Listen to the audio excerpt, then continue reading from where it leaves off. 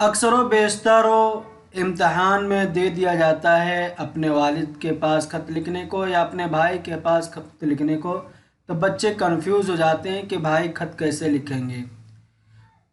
تو میں آپ کو ایک سمپل دکھا رہا ہوں جو آپ اسکرین پر دیکھ رہے ہیں۔ یہ والد صاحب کے پاس خط لکھا گیا ہے۔ اب نیچے لکھیں گے کہ کہاں سے آپ خط کو لکھ رہے ہیں، جیسا کہ میں لکھ رہا ہوں امتحان ہال سے۔ ایسے ہی آپ جہاں سے خط لکھ رہے ہیں اس کو اس پر ذکر کر دیں گے اس کے بعد جہاں سے خط لکھ رہے ہیں اس کو ذکر کریں گے۔ اس کے بعد تاریخ ڈالیں گے، جیسا کہ مورخہ 22 مارچ 2017 کو میں خط لکھ رہا ہوں، اس لیے میں 22 مارچ 2017 کو اپنی تاریخ دیا ہوں۔ پھر اس کے بعد خط لکھنا شروع کریں گے۔ محترم جناب والد صاحب، السلام علیکم ورحمۃ اللہ وبرکاتہ۔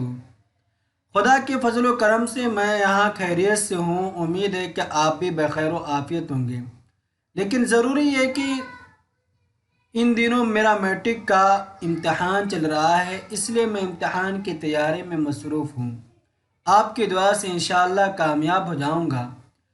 میں آپ سے اس سلسلے میں مشورہ چاہتا ہوں کہ میٹرک میں کامیابی کے بعد آئندہ کس شعبے میں تعلیم حاصل کروں، یعنی سائنس پڑھوں یا آرٹس، میرے لیے کون سا راستہ بہتر اور مفید ہوگا۔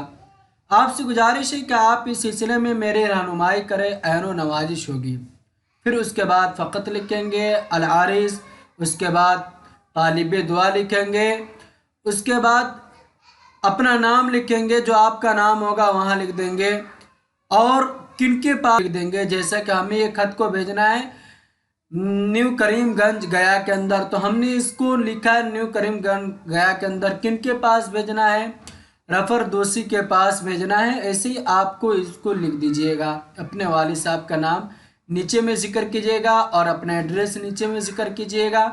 اس طریقے سے اردو میں خط کو لکھا جاتا ہے۔ ایگزام وغیرہ میں اکثر و بیشتر یہی ساری چیزیں پوچھی جاتی ہیں۔